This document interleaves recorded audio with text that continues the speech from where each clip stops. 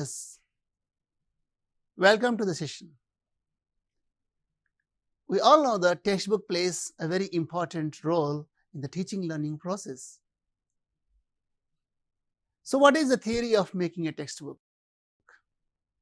We know that the making of textbook is determined by the syllabus, and the syllabus is determined by curriculum. Let's look into these terms: curriculum, syllabus, and textbooks. Curriculum is the instructional and educational program which aims at the goals, ideals, and aspirations of life to be achieved by the pupils.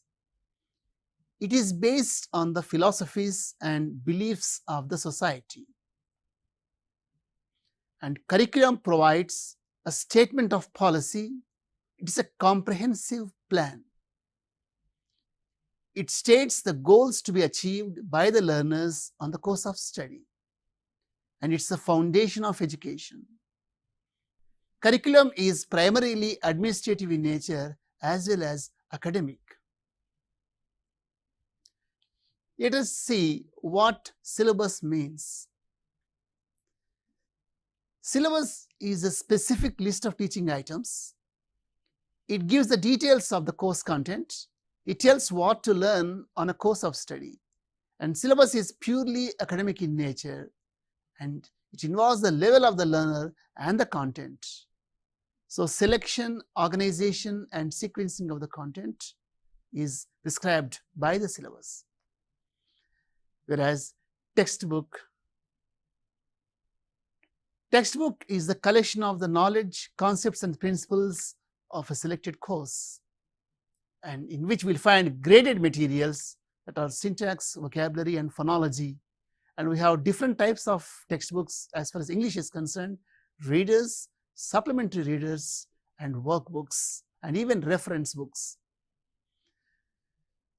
So in the classroom, we use the textbooks, and while making the textbook, curriculum and syllabus are involved. So when we look into the making of curriculum or curriculum design, which is influenced by the theories, ideals, and beliefs in the society, and syllabus is made on par with curriculum, and whatever suggestions made by the curriculum, they do reflect in syllabus. In one way, we can say the broad definition of syllabus is curriculum, and the narrow definition of curriculum is syllabus. And textbook in continuation, and after that planning, which involves how the content in the textbooks should be used in the classroom, and how we can cater to the needs of the children, and how we can continue classroom procedure, which is called teaching learning process. And evaluation, and where we'll see the effectiveness of textbooks, syllabus, of course curriculum, and then we'll look into the reflections. They do help us in revision of curriculum. So dear viewers, this is the framework.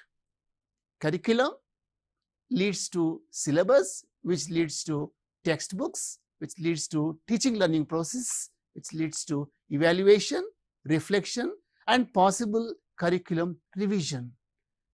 And now see curriculum design.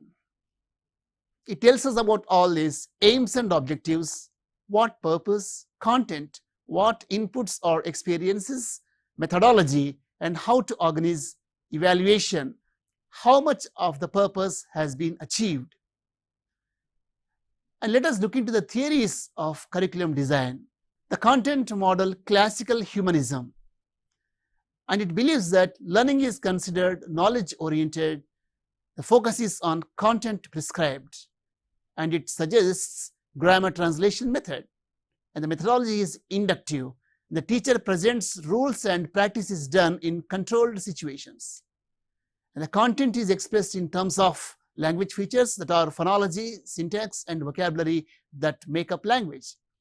Tests are designed to assess the mastery in language areas and to select the students for the next level. However, the major demerit in this method is the abilities as well as the problems of the individual learners are not taken into account. And let us see constructivistic theory. It is based on the theories of Dewey and Vygotsky. And learning is a process of knowledge construction, and pupils learn by doing and keep improving every time they repeat an action, and learning through problem solving. And here, integration of knowledge, what the learners already have and what they have gained, and this is the way how knowledge is constructed. And the other method is the objective model reconstructivism.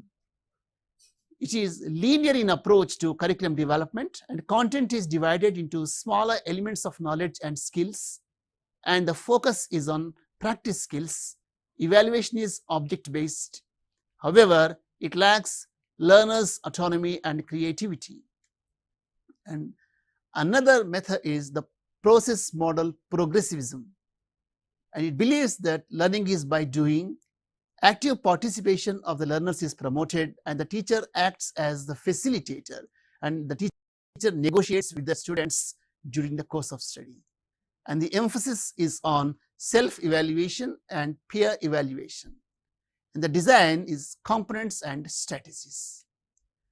And here implementation, background and requirements of the learners and time allotted. And evaluation is programmed evaluation, whereas curriculum implementation and renewal or feedback. And now let us see the underlying factor in the present curriculum that we are using in our state.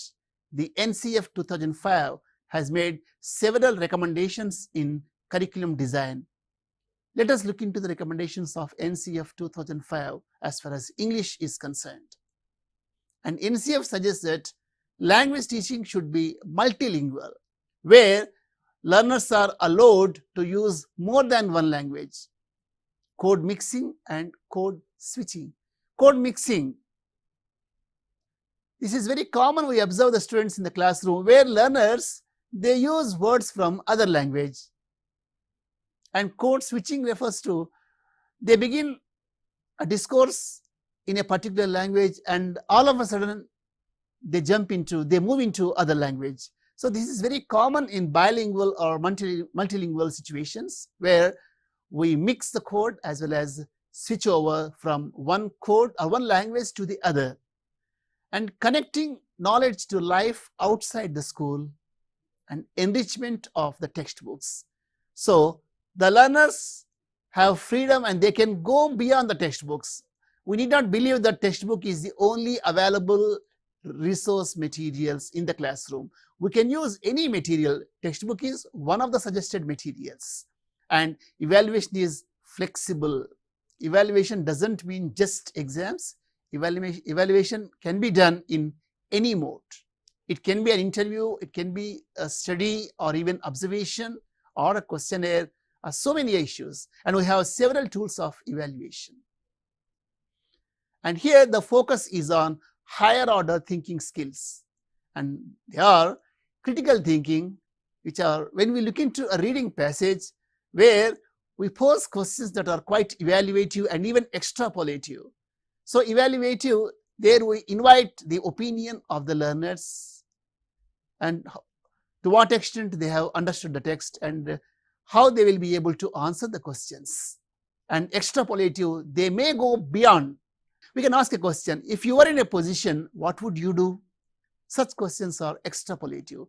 So here we have to give scope for the learners to comprehend and respond freely. And metacognition, how we think, and application of knowledge and application of experiences and synthesis and drawing inferences. And now we are coming to the syllabus design. So syllabus is influenced by several factors. Let us see. First, syllabus should focus on the learner's needs, what the learners exactly need in the course, and formulating objectives. So when we are presenting the syllabus, what are the expectations and what are the possible outcomes, which we can call aims and objectives, and course contents, and what inputs are to be used in the syllabus, and strategies or techniques and how these inputs can be brought into the classroom, and evaluating and how we can assess the performance of the learners in the course of study. So there are some types of syllabuses. You can say the structural syllabus, the notional functional syllabus or NFS, the communicative syllabus, and task-based syllabus. So let us see the structural syllabus, which believes in mastery of structures, imitation and repetition, reproduction and bringing the changes in sentences, listening and speaking followed by reading and writing, and the focus is on mastery of language, which is linguistic competence. So the notional functional syllabus or NFS, it believes that language has to be used in appropriate contexts, and there the focus is on notions such as time, quantity, place, agent, instruments, etc. and function. Function means a purposeful use of language. Where we use language: seeking permission, apologizing, agreeing or disagreeing, arguing, asking for or giving permission. So the NFS or notional functional syllabus focuses on notions as well as functions. And the other type of syllabus is communicative syllabus, and it is quite opposite to the first one.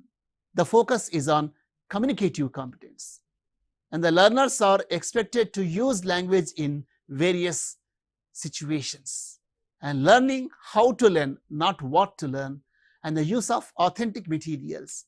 Authentic materials are the materials that are not prescribed but can be used in the classroom to promote classroom communication. For example, a pamphlet or a press note or any advertisement or a notice or even a wrapper which can be used in the classroom. They are good examples for authentic materials, even classifieds. So we can use them in the classroom to promote natural way of communication.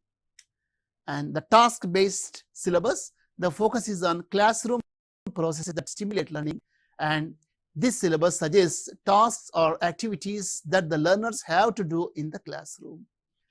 So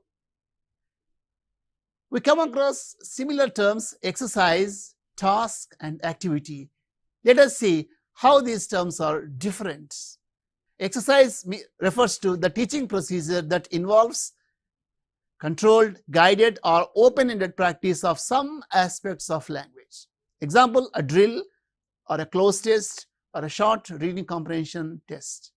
Whereas task, which is something that the learners do or carry out using their existing language resources or those that have been provided.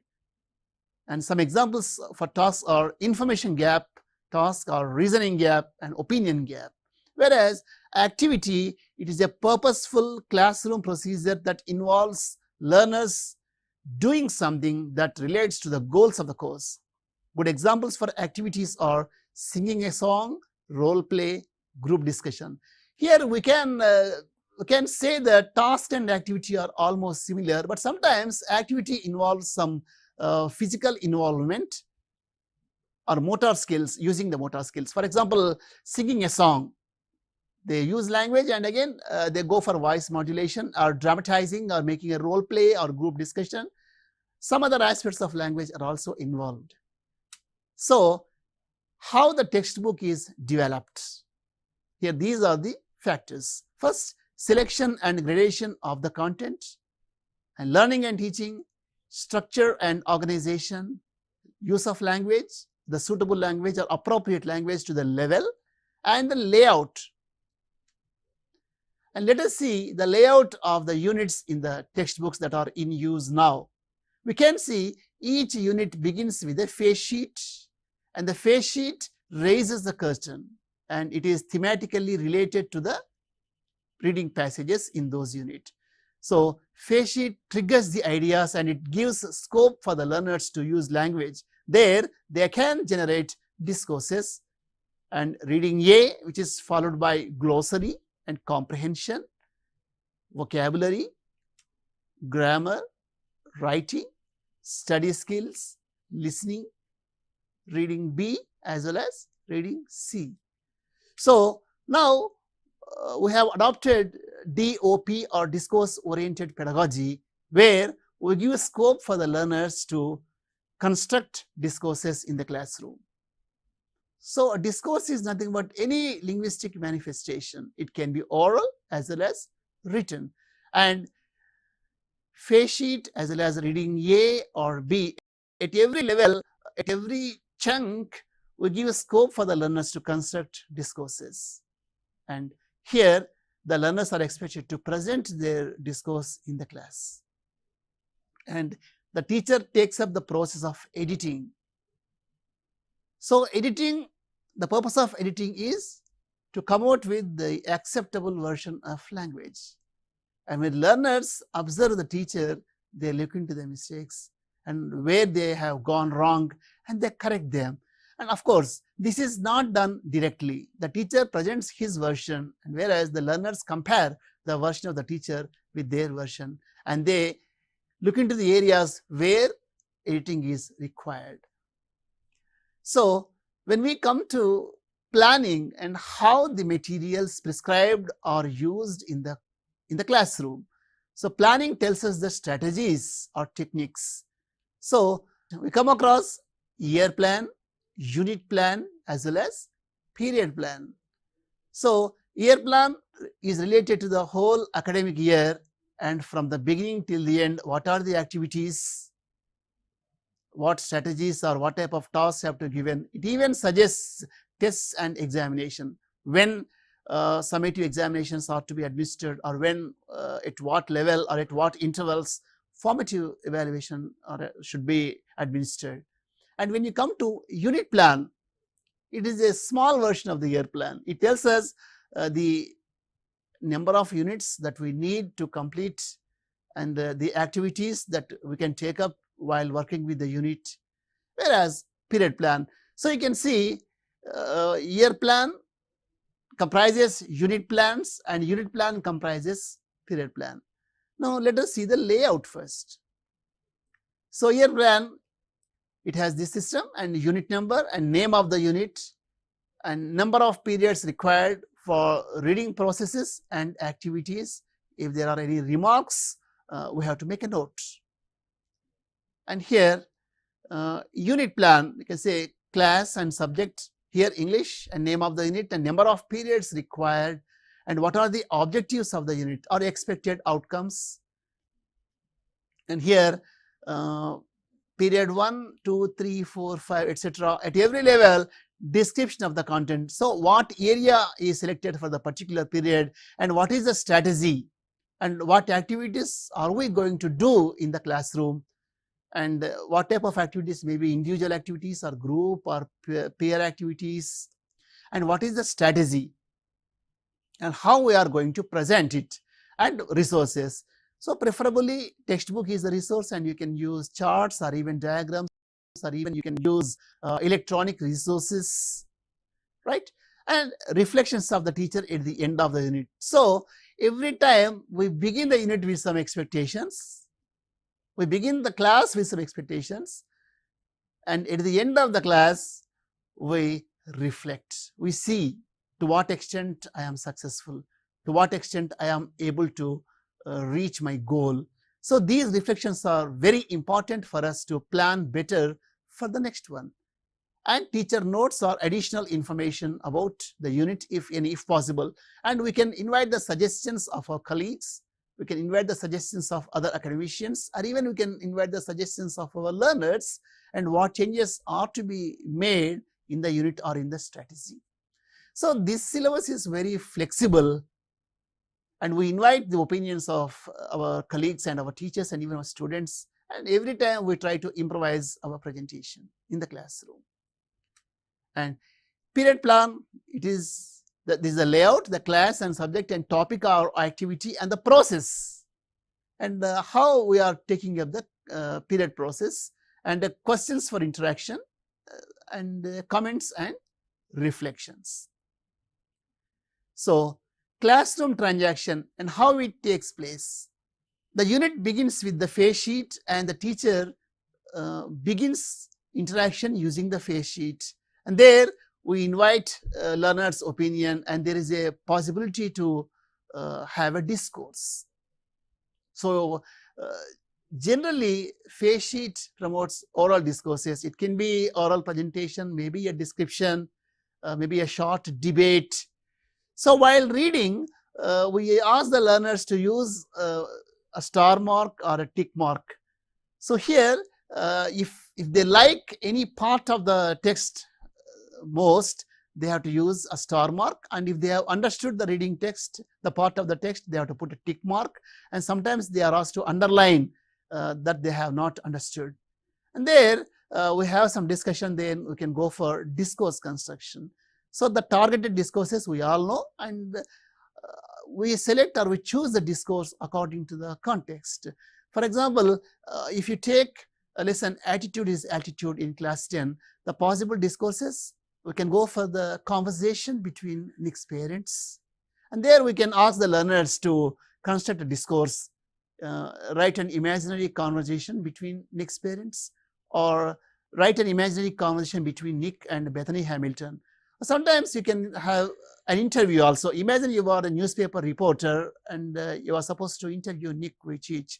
So write an interview script. So these are some possible discourses, and the learners work in groups and they come out with their discourse and they present their discourse. And there we go for editing. So preferably classroom editing, and we will ask them. And when we come to editing, very important, and we can see any missing words or excess words or wrong words, or maybe word order, maybe problem with the agreement features or punctuation, and we use some symbols there. So we give a hint to the learners so that they can go for self-editing, and finally the teacher presents his version and the learners make the comparison.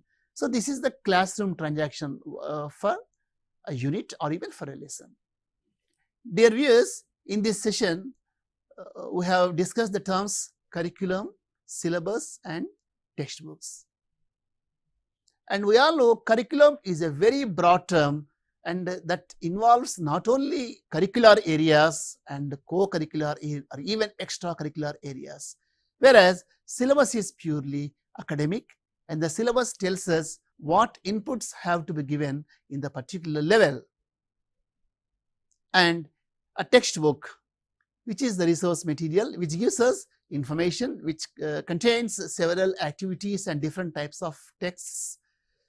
So the present textbooks have thematic approach, and certain themes are identified. The whole unit will have the same theme, and we can see the same theme running in the whole unit. For example, if you take the town mouse and country mouse in class 7, that is something, the relationship and how the town mouse and country mouse behaved, and which is followed by the poem The Town Child and Country Child. Similarly, if you go to class 8, human relation, the first one is The Tattered Blanket, and which is followed by the poem The Mother and Letter to a Friend. So in all these texts we can see the same theme is running. So the present textbooks have thematic approach, and all the units are thematically associated, and all the components in the unit are also thematically associated, and it gives scope for various types of activities, and the learner's autonomy is taken care of. And the present system promotes flexible evaluation. Evaluation does not mean only tests and examinations. Evaluation can be done at every level. Evaluation is a continuous process. So curricular framework, which is influenced by goals and beliefs and as well as the theories of education, whereas it paves way for syllabus, and syllabus suggests the inputs at every level, and the syllabus paves way for the preparation of textbooks, and textbooks have specific design and the layout. How should a textbook be? Textbook should have language that should be understood easily by the learners of the particular level, and the textbook should have illustrations also, because generally pictures and illustrations, they arrest the attention of the children, and we can see some illustrations. And textbook should have a variety of activities, not just monotonous questions, and the textbook should give scope to various types of skills. You can see in the textbook reading comprehension and certain vocabulary items are there, study skills, and we have given scope for listening and speaking skills, and even projects. And while doing projects, the learners work together and they learn collaboratively. And the project helps the learners to work collaboratively, where while working with the projects, the learners accept the suggestions of their colleagues, of their friends, and there will be some mutual understanding and they come out with a good one. And there they go for analysis of the project and they will see the outcome. So dear viewers, here we have identified the difference between curriculum, syllabus and textbook, and the classroom process and the layout of the unit, and how the unit is presented in the classroom by means of classroom transaction.